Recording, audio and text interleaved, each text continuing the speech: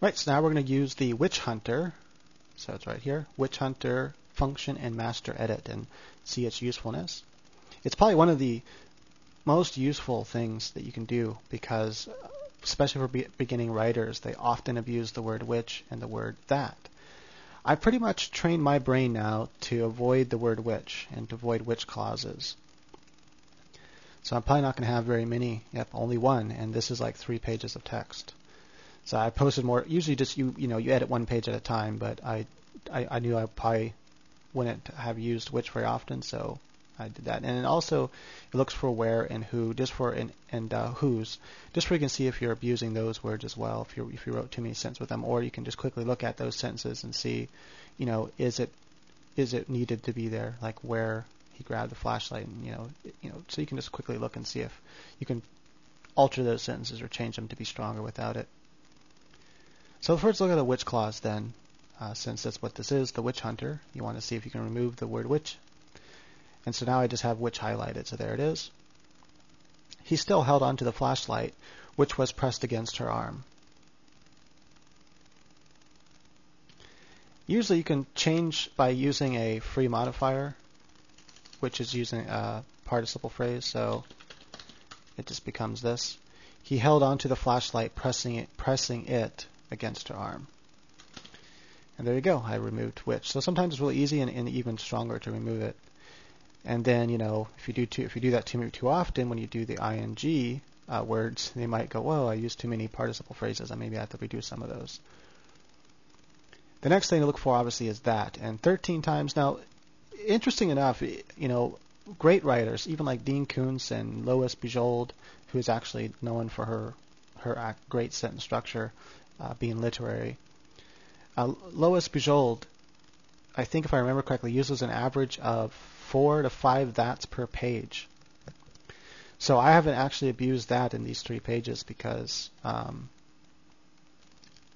average about 4 times. It's 13 times for 3 pages, about right. But you want to just do a quick look at it and see, like especially when they appear like this in close proximity, can I remove some of those that's? Are they needed? And so you just look at each that real quick, and okay, those are in dialogue. She couldn't really mean that, so that's an example where it's needed. Mean that mushy stuff, that's another dialogue, so it's needed, because that's how people talk, and I can go through and see if he talks like that. He led her into a completely dark room that must have been the concert hall. And although I haven't done the paramedic method yet, if I did do it, I would immediately notice this ly word, the adverb, because it highlights the ly on words. So I would have noticed the completely dark. And it's really not needed into a dark room. It's, and I can describe how dark it is if I wanted to, which is better than using completely. In that case, I'm going to leave that. I'm not going to remove it. Zoe thought about how she must be breathing in those particles. And she thought that was a strange, that should be thought to have. So yeah, just like I said, first draft, so haven't even gone through and proofread it yet.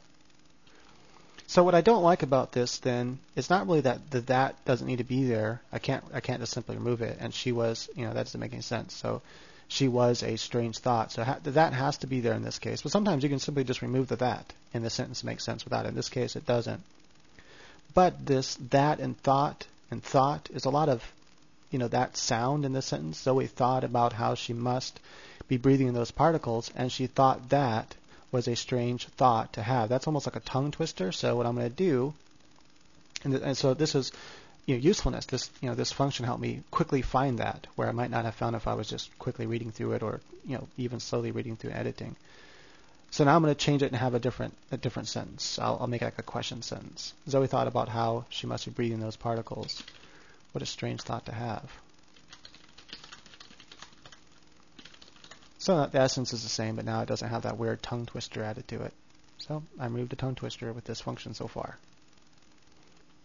Now here's a good example where it's just a matter of how our brains work. You got to train your brain to think differently in order to avoid this in your first drafts. Change the way you think and the way you talk.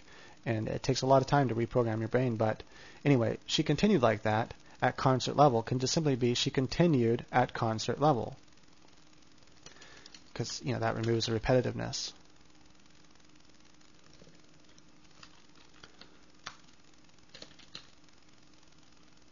Then I can remove the comma. Okay, so she continued at concert level for the remainder of the song. Once finished, Brad clapped. And it can even be and once finished, Brad clapped, but nah. Okay, and the other ones I can see are fine and needed, and I can't remove them. Not without like complete restructuring. That's not needed. So there you go. Now I've reduced it, and you can recheck it. I've reduced it to 11, so I removed 2 of them.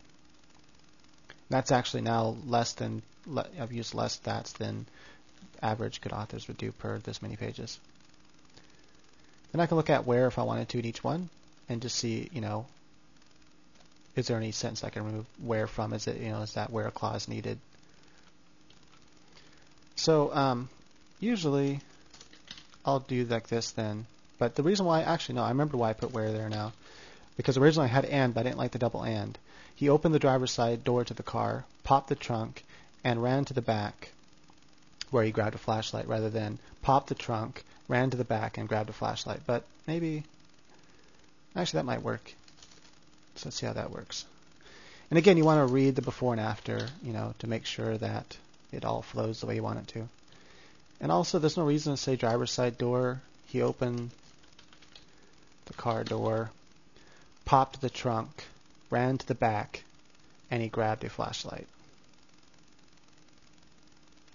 Then I can remove he, because there's no reason to repeat it, because it's all he. He opened the car door, popped the trunk, ran to the back, and grabbed a flashlight. And I just noticed that says truck. It should be trunk. Then I'm going to try it one more time the other way I had it, just to see how it sounds. He opened the car door, popped the trunk, and ran to the back where he grabbed a flashlight. Yeah, in this case, I like it better.